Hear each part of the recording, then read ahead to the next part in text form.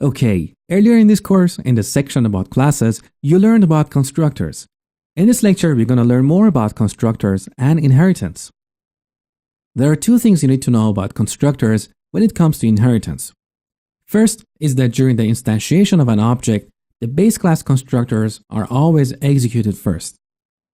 And the second is, base class constructors are not inherited.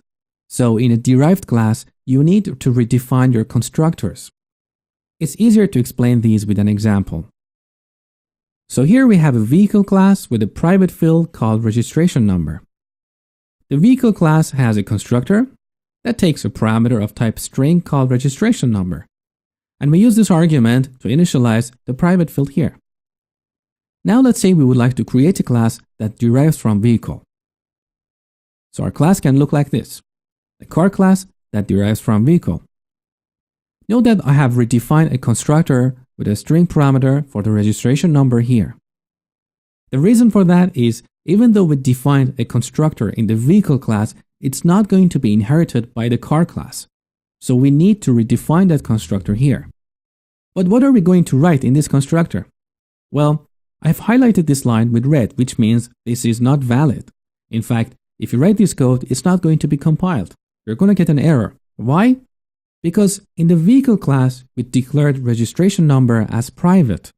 Let's take a look at the vehicle class again. So note that the registration number is declared as private, which means it's not going to be accessible in the car class.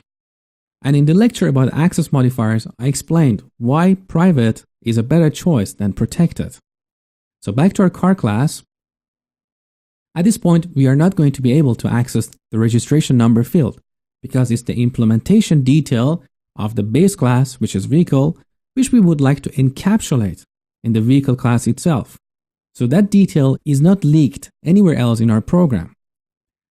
Now, instead, if we declared that as protected, just let's say for argument's sake, we would be able to access that field here, but still it's not a good idea to initialize that field here, because we defined this concept somewhere else in the code, in the vehicle class's constructor. So we should not repeat ourselves. Instead, what we need to do here is to reuse that code we wrote in the vehicle class's constructor. How we do that is using the base keyword.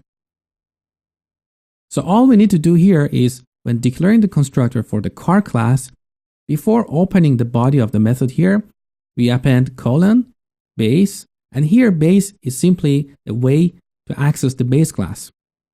This syntax simply represents a method call. Imagine you're calling a method called base, and here you're passing an argument to that method. That method is simply the constructor of the vehicle class.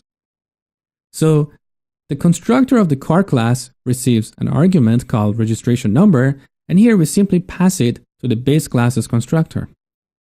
And in the constructor of the car class here, we should write anything specific to the initialization of the car class itself. Okay, now let's start coding and see these concepts in action.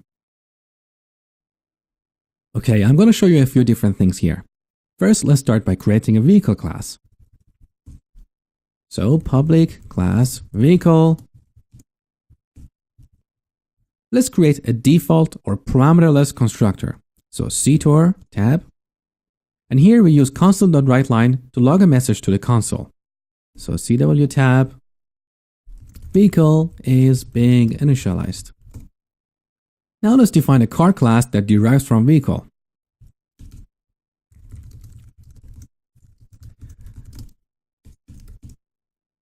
And again here, we define a constructor that simply logs a message to the console. So ctor tab console.writeLine, car is being initialized. Okay, now to clean up our code, we put these classes in separate files. So we go here, Alt and Enter, Enter, Control minus, back here. Again, one more time, back to program. Now here we create a car object. So var car equals new car. There you go.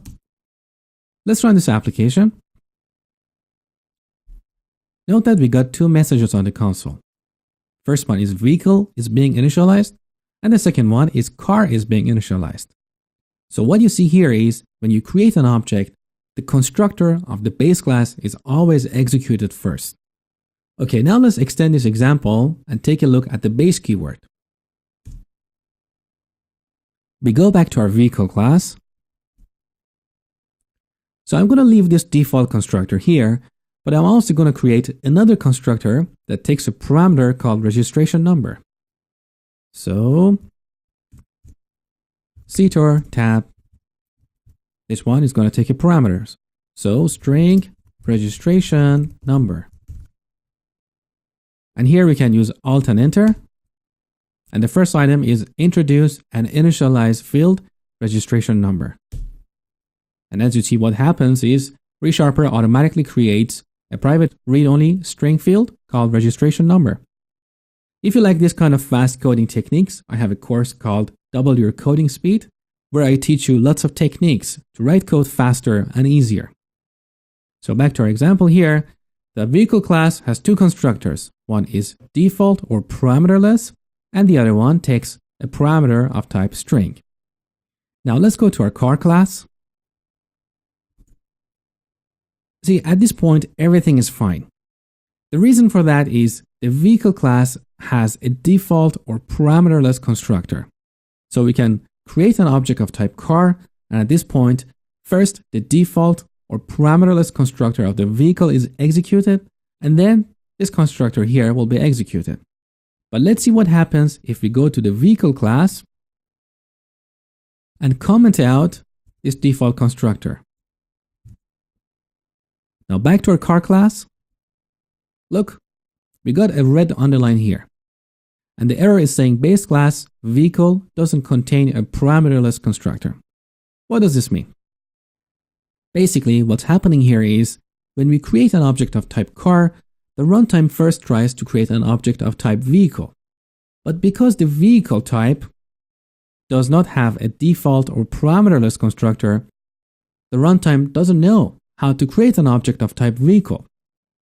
So what we need to do here is, back to the car class, we use the base keyword to call one of the constructors of the vehicle class. And how we do it is very simple. Enter, colon, we use the base keyword, open brackets, and here we go. We have one constructor that takes a string parameter called registration number. Now at this point, we need to supply some value. We can simply hardcode something here, but it's not a good idea because we don't want to hardcode a registration number here. A better way is to receive a parameter called registration number in the car class's constructor. So here, string registration number, and whatever we receive here, we simply pass it to the base class. There you go. Now let's modify the message we log on the console to see the order of execution in more detail. So what I'm going to do is I simply add the registration number here. Registration number. And we do a similar technique in the vehicle class's constructor.